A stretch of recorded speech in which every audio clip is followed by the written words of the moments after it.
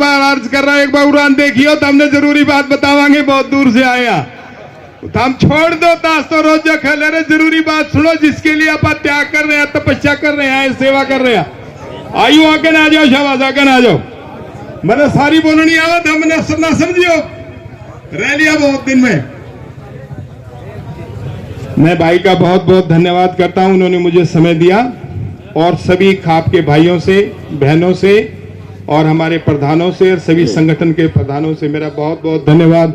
नमस्कार विनोद, हाँ जी मेरी पहले परिचय हो गया विनोद भाई से, आपके गुलिया खाप के प्रधान हैं, इनका बहुत सहयोग और समर्थन मिला। इन्होंने सबसे पहले इन्होंने मुझे रिसीव किया, बोला जी आओ, इन्होंने पहचान लिया मैं इनका एसपी रहा रोहतक में, और फिर आई जी वहीं से मैंने वीआरएस नौकरी छोड़ करके फिर मैं आपके बीच में हूँ। 5 साल पहले मैं नौकरी छोड़ दी थी। छोटा सा परिचय, मेरा नाम है रणबीर सिंह शर्मा। हम क्यों और किस लिए इस धरने पे, इस प्रदर्शन पे अपनी बहनों के साथ, अपने बुजुर्गों के साथ, अपने बच्चों के साथ हम बैठे? पहली बात, ये जो 3 काले कानून हैं, क्यों है ये 3 काले कानून हर आदमी के दिमाग में? भाई के, बेटी के, बच्चे के, बूढ़े के। भाई 2 मिनट रुकियो, अरे भजनियो रुकियो भाई, अरे जरूरी बात देखा, हम तो कितनी ध्यान थे तारे भजन सुना, हमारी सुन ले थोड़ी सी, ये 2 मिनट टोका हमने सुन लो भाई, मेरी सुन लो, हमारी सुन लो भाई। पहले हर बच्चे के दिमाग में, क्यों मैं कानून का आदमी, प्रशासनिक अधिकारी रहा हूं, तो कानून की बात आपको जरूर मैं दे के जाऊं, जिससे कि आप सबको इस बात का लाभ हो। ये जो 3 कानून बनाए, अलावत साहब ने अभी आपको बताया, उन लोगों ने बहुत बुद्धि लगा करके हम लोगों को घेर लिया, गुलाम बनाने के लिए ऐसा सिस्टम बना दिया, और तो इन्होंने सब कुछ हमारा लूट ही लिया। अकेली अपनी किसानी, खेती और खलियान बचा था कि इसको हम कैसे लूटें। इस सारे सिस्टम को बनाने के लिए इन्होंने एक कानून बनाए। नंबर 1, पहला कानून, आपकी जो मंडी सिस्टम है, जो हमारी पीढ़ियों से चलता रहा है, हर कस्बे में हमारी मंडियां हैं, उस मंडी को इन्होंने खत्म कर दिया। खत्म कैसे किया कि मंडी के अंदर जो आड़ती हमारे बैठता था, उसको ये दलाल बोलते हैं, बिचौलिया बोलते हैं, और अपने वालों को दलाल नहीं बोलते, वो भी दलाल है जो प्राइवेट पार्टनर आएंगे, लेकिन उन पूंजीपतियों को ये दूसरे सिस्टम से लेके आना चाह रहे हैं। जो हमारा बिचौलिया या हमारा यहां पे आड़ती बैठा है, उसकी 2.5% आड़त वो लेता है जब आप सामान मंडी में लेके जाते हो, तो लेता है कि नहीं लेता है? उस 2.5% के साथ ही अपनी दुकान वो खोलता है। उसकी वो आड़त खत्म कर दी, ये पता है थारे को? नहीं पता। उसकी आड़त खत्म कर दी। जब आड़ती की आड़त 2.5% खत्म हो गई, तो वो दुकान में क्यों बैठेगा? नहीं बैठेगा ना। जब उसको कुछ मिलेगा नहीं, वो दुकान में क्यों जाएगा? एक ऐसा गुंडा टैक्स है, जिस दिन गाड़ी रजिस्टर, सड़क गाड़ी के लिए है ना, अपने व्हीकलों के चलने के लिए है ना गाड़ी। जब गाड़ी का रजिस्ट्रेशन होता है तो हम रजिस्ट्रेशन फीस लेते हैं। भाई 1 मिनट चुप करिए रे चाचा, 2 मिनट रुक जा भाई, मैं बहुत जरूरी बात बता रहा, मेरा ध्यान तेरी तरफ जा रहा है, और ये लोगों को समझाना मैं बहुत मुश्किल से बता रहा हूं, सारी बातें ध्यान टूट जाता है, सॉरी, तुम माइंड मत करियो। तो मैं आपको बता रहा था, ये गुंडा टैक्स जो टोल टैक्स है, गाड़ी की रजिस्ट्रेशन के ऊपर आपको सड़क मेंटेन करने के लिए, सड़क के खड्डे भरने के लिए पहले ही टैक्स ले लिया जाता है। अब ये शेर के बच्चे टैक्स पे टैक्स, टैक्स पे टैक्स, रजिस्ट्रेशन टैक्स लेके जब गाड़ी का तेल डलवाओगे तो फिर आपको टैक्स देना पड़ता है। उसको बोलते हैं सेस टैक्स, कि हमें मलाई खानी है, ऐसो आराम करना है, हम पेट्रोल पर भी सेल टैक्स, सेस टैक्स लेंगे। आज पेट्रोल सबसे सस्ता दुनिया में है और सबसे महंगा पेट्रोल और डीजल भारत में है, केवल सेस टैक्स की वजह से। और अगर इस टैक्स को अगर वो माफ कर ले, वेट हटा दे, तो हमें मुश्किल से 21 से 22 रुपए पेट्रोल डीजल और 23 से 24 रुपए 1 रुपए मुश्किल से पेट्रोल मिले। तो अभी अंदाजा लगाओ, आज 75, 76 और 80 तक जा रहा है। इनको हमारा खून चूसने के लिए, हमारे निचोड़ने के लिए ये बैठे हुए हैं। इनका और कोई काम नहीं है। इतना कर्जा हमारे ऊपर चढ़ा रखा है इन्होंने। इतना टैक्स लेने के बाद, टैक्स पता है, गरीब से गरीब आदमी 1000 रुपए का सामान इस मार्केट से लेता है तो उसे जीएसटी सर्विस मिला के, मोबाइल का निकाल लो आप रिजल्ट, अपने बिजली का निकालो, उसमें देखो कितने टैक्स लगे हुए। आपने जितनी बिजली चलाई है उसका अलग और उसके ऊपर टैक्स। 1000 रुपए के ऊपर पूरे 400 रुपए टैक्स लगता है। आपकी 2.5 करोड़ जनता है। हर महीने अगर उसे 400 से आप गुणा कर लो तो कितने लाख करोड़ टैक्स। छोटा सा हरियाणा सीट तैयार कर रहे हैं मोदी की। खट्टर की तो हमने कर दिया, करनाल में देख लिया ना। अब खट्टर का कलम है, करनाल से ही हूं, करनाल हमने बड़ी मेहनत करी। मैं कहा भाई तेरा घमंड तो जरूर चूर होगा, तू चिंता ना कर, और आगे तो वोट वाट तेरे कुछ मिलना नहीं, तेरे भाग्य की तू रोटी खानी थी वो खा ली। अब रहा मोदी का, इसके इतने काले कानूनों के साथ इतने अपराध हो गए हैं, 2000 से अपराध हो गए हैं। हमने वो सारी सीट तैयार कर रखी है लिखित रूप में। हम कानून के आदमी हैं, सबूत के साथ ये तैयार कर रहे हैं। गोधरा कांड सुना ना आपको, जहां हमारे 44 कार सेवक सरेआम ट्रेन में जल गए, पेट्रोल गिर के जलाए गए। हमारे पुलिस अफसर गवाह हैं, आईपीएस अफसर गवाह हैं, उन्होंने अपने एफिडेविट दे रखे हैं कि इसकी वजह से वो कार सेवक मरे। किस लिए? दंगे कराने के लिए। अगर आप किसी को मौत के घाट उतारोगे तो 302 का पर्चा दर्ज होगा ना? नहीं होगा, आज तक नहीं हुआ। अब होगा, आपकी वजह से होगा, आपकी मेहनत से होगा, आपके त्याग से होगा और आपकी शहादत से होगा। ये भुगतेगा। वो बोल रहा ना अलावा साहब कि कीड़े पड़ के मरेंगे, ये मलोटे खाते हैं, हमारे खून पसीने का टैक्स ये लूट के ले जाते हैं। तो जो मलोटे खाने वाले लोग हैं वो कभी सुखी नहीं रहा करते। उनका अंत या तो जेल में बीतता है या वो कहीं ना कहीं खत्म हो जाते हैं। वहां से शुरू होता है इसके कांड। फिर इसके बाद गदर हुए, 2000 आदमी मरे। हमारा एक आईपीएस अफसर जो गवाह जिसने एफिडेविट दिया झूठा, उसके ऊपर भी अफीम का केस लगा के उसको जेल में डाल दिया। ये शेर के बच्चे इतने खतरनाक हैं तो हाँ, संजीव भट्ट आज भी जेल में है। तो हमारे सारे आईएएस और आईपीएस इस बात की इंतजार कर रहे हैं कि एक बार आप लोग गवाही दे देना। अगर ये आदमी जेल में नहीं गए तो हम हिमालय की चोटी पे चले जाएंगे या यही फांसी लटका देना हमें। इतने अपराध, ये लेटेस्ट अपराध। आप दिल्ली जाना चाहते थे, आपको दिल्ली जाने से रोकना बहुत बड़ा अपराध है। भारत के संविधान में स्वतंत्रता का, चलने का, फिरने का, आने का, जाने का हमारा मौलिक अधिकार है।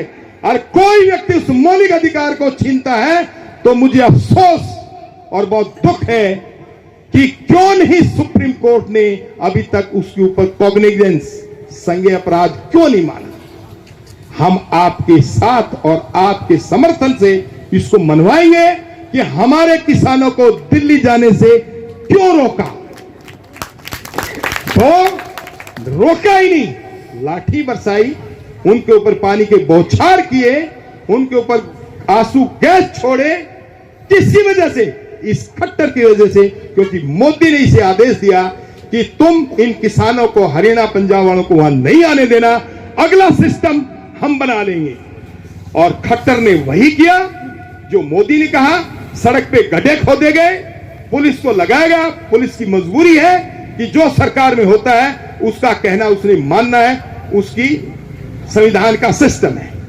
इसलिए उन्होंने बहुत, फिर भी मैं अपने भाइयों का उनकी वो नहीं कर रहा, उन्होंने फिर भी अपनी बहुत हाथ पैर के सिस्टम को बांध के और सराहनीय काम किया कि आप लोगों के ऊपर कम से कम उन्होंने लाठियां या गोलियां तो नहीं चलाई। कम से कम कैमला में उन्होंने कितना सब्र किया। किसानों को मतलब रोका तो जरूर, लेकिन उन पे हाथ नहीं उठाए। वो पुलिस वाले आपके ही भाई हैं, क्योंकि हम आपके ही खून से पैदा हुए हैं। और वो भी हमारे जवान, चाहे पुलिस में हो चाहे फौज में हो, मैं गारंटी दे रहा हूं, आप बेझिझक होकर के अपने आंदोलन को शांतिपूर्वक तरीके से, कानून हाथ में, वायलेंस ना करना, मारपीट ना करना, किसके साथ झगड़ा ना करना, शांतिपूर्वक तरीके से राइट टू प्रोटेस्ट, धरना और प्रदर्शन करने का आपका हक, मौलिक अधिकार है, वो कोई नहीं रोक सकता। हम शांतिपूर्वक बैठ के अपनी आवाज को उठा सकते हैं। इसलिए आपने इस लड़ाई को, लड़ाई लंबी है, ये छोटा मोटा आंदोलन नहीं है। 1906 और 7 में शहीद आजम भगत सिंह के पिता किशन सिंह ने और उनके चाचा अजीत सिंह ने यह आंदोलन किया था अंग्रेजों के खिलाफ, 3 कानूनों के। और यही काले अंग्रेज अब हैं जो उन्हीं अंग्रेजों के सिस्टम से हमें कानून बना रहे हैं और हमें लूटने की सिस्टम में आ रहे हैं। इसलिए जय किसान, जय जवान। नमस्कार दोस्तों, हमारे साथ हैं पूर्व आईजी रणबीर शर्मा जी। रणबीर शर्मा जी बादली ढासा बॉर्डर पर आए हैं, किसान आंदोलन को समर्थन दिया है और सभा को संबोधित भी किया है। सर नमस्कार। नमस्कार सर, आज किसान आंदोलन में आप आए हैं, सभा को संबोधित किया है और बड़ा ही जोशीला भाषण आपका देखने को मिला। क्या कुछ और एडवाइस देना चाहेंगे आप इस किसान आंदोलन को? इस किसान आंदोलन की मोटी मोटी 3 एडवाइस हैं। नंबर 1 तो काले कानून को समझना और समझाना जरूरी है, जिससे कि हर किसान की आत्मा में जाए कि हमारी मंडियां खत्म हो जाएंगी, हमारी ब्लैक मार्केटिंग बढ़ जाएगी, हमारी महंगाई बढ़ जाएगी और हम गुलाम बन जाएंगे, जिससे कि हर वर्ग, गरीब से गरीब आदमी महंगाई से तंग होगा ना, ब्लैक मार्केटिंग से तंग होगा ना, इन गुंडा टैंक्सों से तंग होगा ना, होगा कि नहीं होगा। और बगैर किसान की सरकार के कोई हल नहीं है। इसलिए हर घर से एक आदमी निकले और हर घर से 100 रुपये का दान निकले, क्योंकि बगैर दान के, अगर बगैर सेवा के कोई भी आंदोलन आगे नहीं बढ़ता है। इसलिए आदमियों की संख्या रहनी भी जरूरी है और लंगर सेवा चलनी भी जरूरी है, जिससे कि आने वाली नस्लों को हम बचा सकें। बादली ढासा बॉर्डर और अन्य जितने भी बॉर्डर हैं सर, वहाँ पर लंगर निरंतर चल रहे हैं, सेवाएं आ रही हैं और बड़े अनुशासन ढंग से आप यहाँ देख भी रहे होंगे, सब कुछ चल रहा है। विशेष एडवाइस क्या होगी? आप तो प्रशासनिक अधिकारी रहे हैं, और क्या कानूनी बारीकियाँ खाप प्रतिनिधियों और प्रधानों को करनी चाहिए? इन्हें सिंपल एडवाइस है, एक तो अनुशासन रखें, नंबर 2 कोई कानून हाथ में ना लें, नंबर 3 कोई वायलेंस, तोड़ फोड़ ना करें, और नंबर 4 खासकर अपने बच्चों को संभाल के रखें कि वो गुस्से में, जोश में होश ना खराब करें, और भाईचारा, 36 बिरादरी का भाईचारा बना के रखें, क्योंकि लोग जात पात की भाषा बोल के आंदोलन को खराब करने की कोशिश करते हैं, जात पात की बात डाल के। इसलिए 36 बिरादरी का भाईचारा सर्वधर्मीय और सर्व समाज का होना चाहिए। सर्वधर्मीय और सर्व समाज की बात रणबीर शर्मा जी कर रहे हैं। सर, आपने वहाँ पर भाषण में ये कहा था कि खुद की सरकार हो, किसान की सरकार हो और सारा काम किसान का हो। सर, कहीं ना कहीं ये नहीं लग रहा आपको कि जुडिशियल जो है न्यायपालिका आपने बिल्कुल खत्म कर दी? नहीं नहीं नहीं नहीं नहीं नहीं, देखो, इस संविधान के मुताबिक हमारी 4 संस्थाएं हैं। सबसे पहली है हमारी विधायिका, जिसको हम चुन के भेजते हैं MP MLA को। दूसरी है व्यवस्थापिका, एडमिनिस्ट्रेटिव, प्रशासन, और तीसरी हमारी है जुडिशरी, और चौथी हमारी मीडिया। तो ये 4 स्तंभ हैं, चारों का अपना अलग अलग काम है। भाई, गांव की सरकार मतलब MP और MLA हमारे कामों को नहीं कर सकते, इसलिए उन्होंने एक सारी संसद ने 73वां संशोधन पास किया और पास करके गांव को अधिकार दिया कि ये 29 मई के प्रशासन के हम दे रहे हैं, आप इन पे निर्णय लो अपने गांव में, और अपने टैक्स लगाओ, अपने बच्चों की शिक्षा तैयार करो, उनकी चिकित्सा तैयार करो, उनकी सुरक्षा तैयार करो। प्रशासन प्रतीक रहेगा, जब उन्हें किसी जरूरत पड़ेगी शिक्षा के लिए वो उनसे मदद ले लेंगे, सुरक्षा के लिए थानेदार की मदद ले लेंगे, पानी के लिए एक्शन की मदद लेंगे। मतलब प्रशासन गांव वाले को सहयोग और समर्थन से चलेगा, हुक्म नहीं चलाएगा। जुडिशरी अपनी इंडिपेंडेंट है, जिनको हमारी पंचायत सिस्टम पे वहाँ अपने भाषण में जुडिशियल की बात नहीं की थी, इसलिए ये सवाल आपसे पूछा गया है। इसलिए मैंने कहा कि जुडिशरी सिस्टम सेपरेट है, न्यायपालिका बिल्कुल अलग है। ये केवल व्यवस्थापिका और विधायिका का काम करेंगे, निर्णय लेंगे और प्रशासन का काम करेंगे। जो प्रशासन अब धक्के खाता रहता है किसी मुलजिम को ढूंढने के लिए, वो ढूंढ के प्रशासन को दे दे भाई ये अपराधी इसे ले जाओ। तो ये गांव की जो हमारी न्याय प्रणाली हमारे बाबा दादाओं की, वो कानूनी रूप जाहिर कर लेगी और ये जो ब्लैक मार्केटिंग का सिस्टम है, दलाली का सिस्टम है, वो खत्म हो जाएगा। हमारे साथ जुड़े हैं विनोद प्रधान, गुलिया खाप तीसा के प्रधान हैं, अभी आए हैं। सर रणवीर शर्मा जी आए हैं और हमारे तो रिलेशन भी इनसे पुराने हैं, आपने बताया, तो क्या कुछ कहना चाहिए? हम पहले तो अपने साहब का यहाँ पहुँचने पर धन्यवाद करते हैं, और जो इतनी अच्छी तरीके से जो आज हमारा धरना यहाँ पर 40वें दिन का पहुँच रहा है, इतने अच्छे तरीके से जो आज हमारे साहब ने इतनी अच्छे तरीके से एक एक बात खोल के समझाई है, हमारे किसानों में आज और जागरूकता आई है। मैं साहब का बार बार धन्यवाद करता हूँ यहाँ पहुँचने पर। बोरो आईजी रणबीर शर्मा पहुंचे हैं बादली ढासा बॉर्डर पर और तीनों कानूनों के बारे में बारीकी से इन्होंने अपने भाषण के जरिए बताया है। और गुलिया खाप तीसा के प्रधान विनोद गुलिया ने उनका आभार भी जताया है। मैं राकेश कुमार, बादली ढासा बॉर्डर, मॉडर्न हरियाणा न्यूज के लिए।